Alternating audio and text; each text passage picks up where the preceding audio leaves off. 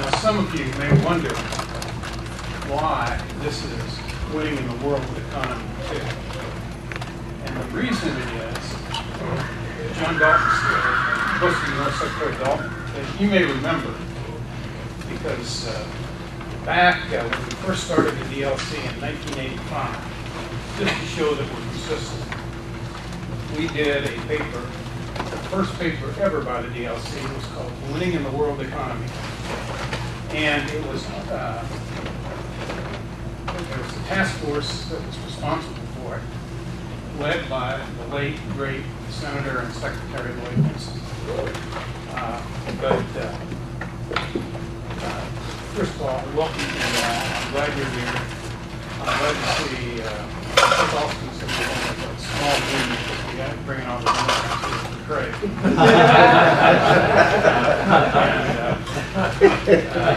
I was foolish enough to have an op-ed in the Wall Street Journal called Confessions of a Pro-Trade Democrat.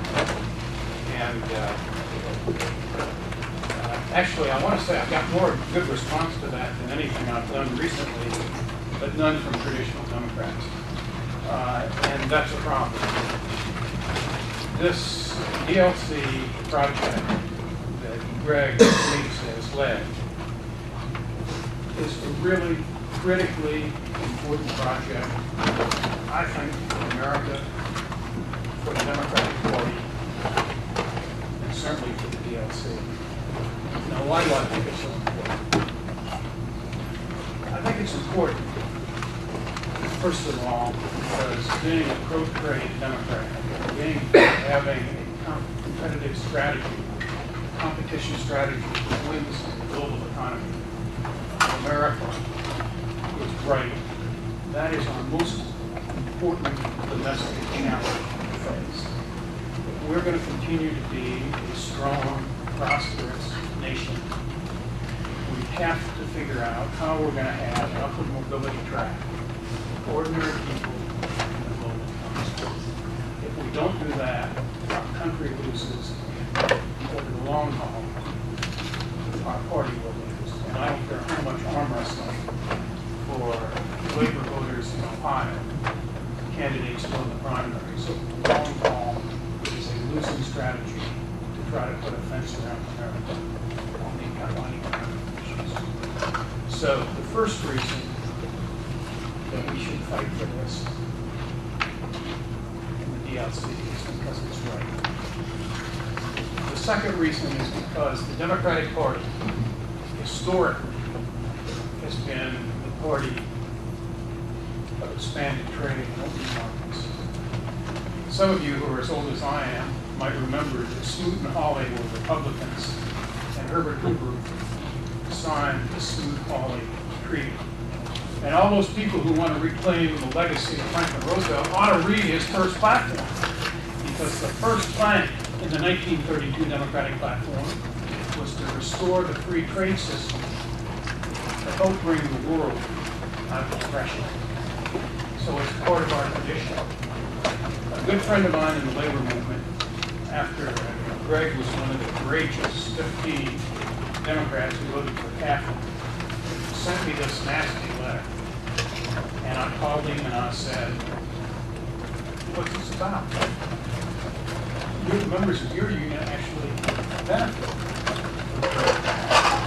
He said, oh yeah, I know that, but Nancy Pelosi has a sign in her office, you're either with us or against us. And to me, that is not a good reason to abandon a tradition that has been the Democratic Party that is as old as the Democratic Party itself. Every Democratic president, Dalton, correct me if I'm wrong, since Grover Cleveland has had a free trade initiative. And the truth is that hadn't been for the courageous Democrats who allowed Bill Clinton to pass NAFTA and GATT and China and the other trade agreements in the 1990s, this economy would really come apart now because exports are not exported now. So the second reason that we should vote for the DLC is because it's part of the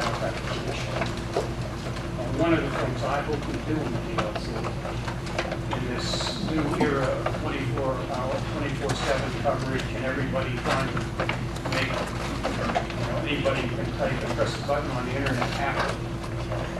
I hope there's some of us who remember what the first principles of this book are and figure out new ways to put it and how to put it out.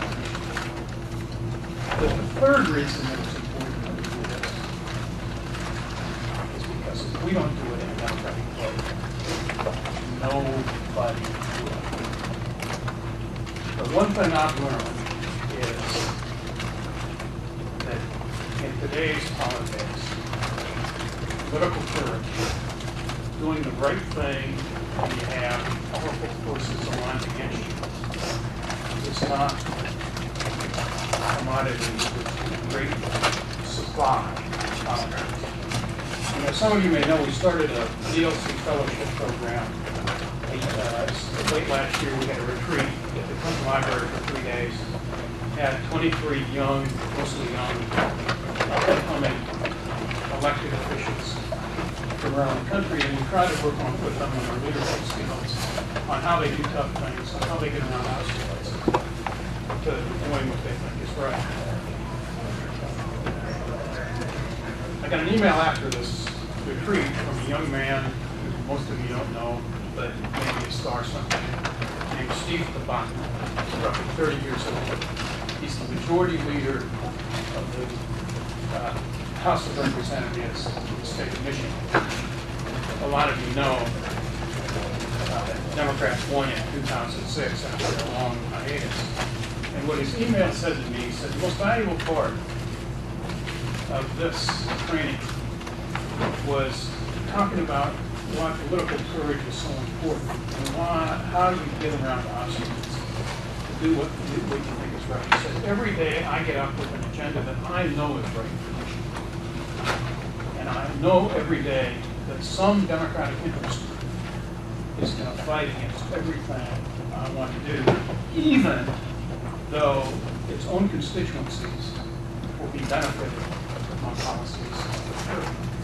And that's important. And I guarantee you on this issue of trade and global economy, if the DLC isn't out there fighting, there will be nobody in the Democratic Party who will do it.